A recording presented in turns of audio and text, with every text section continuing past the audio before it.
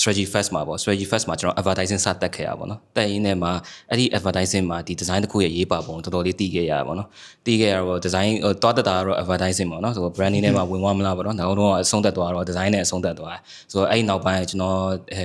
လက်ဦးဆရာမအများကြီးရှိခဲ့ရပါတော့ကျွန်တော်ဒီ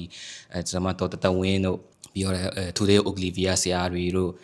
ဟိုပါကျွန်တော်ရဲ့လုပ်ထဲမှာတကယ်ဟိုလေးစားရ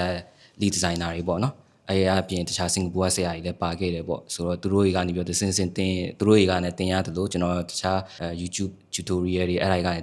ကြည်ရင်းနဲ့မှကျွန်တော်9နှစ်လောက်ထိ designer တယောက်ဖြစ်လာခဲ့ပေါ့နော်ဆိုတော့ဒီ9နှစ်တွင် designer ဖြစ်လာတဲ့အခါမှာပေါ့နော်ကျွန်တော်ရဲ့ design လုပ်တဲ့ process ကိုကြည့်မယ်ဆိုရင်ကျွန်တော်ကတစ်ခုခုကိုအားမလို့အားမရဖြစ်ပြီးတော့မှ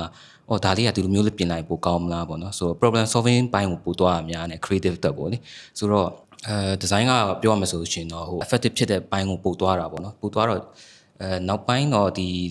user center design တို့ user ကိုဘယ်လိုမျိုး engage ဖြစ်အောင်ပြောမလဲတွားမလဲပေါ့နော်ဆိုဘယ်လိုမျိုး problem solving လုပ်မလဲအဲ့ design system design thinking တွေပေါ့နော်အဲ့ဒါကြီးလေ့လာရင်ဟော UI UX ဆိုတာကဒီလိုမျိုးလားပေါ့နော်ဆိုတော့အဲ့ဒီဘိုင်းကိုပို့ပြောတည်ကျင်လာတော့အဲ့မှာလည်းကျွန်တော်ရဲ့ဟိုပေါ့လေးစားရလုပ်ပေါ်ကိုင်မဲ့တယောက်ကနေပြီးတော့မှအဲ့ Harvard Space မှာ interaction design နဲ့ပတ်သက်ပြီးတော့master တန်းရှိရပေါ့နော်အဲ့တော့တက်ပါလားဆိုတော့ okay အဲ့ဒါနဲ့ကျွန်တော်လည်းအဲ့မှာတော့တက်ရင်လည်းမှာတဖြည်းဖြည်းနဲ့ကျွန်တော်ကအဲ့ empathy နဲ့ user center design ကို focus ဖြစ်တဲ့အဲ့ UI UX ဘက်ကိုပို့ရောက်လာပေါ့နော်ဆိုတော့ graphic designer to UI UX ပေါ့နော်အဲ့ဘက်ကိုပြောင်းလဲလာခဲ့ရပေါ့ကျွန်တော်ကတော့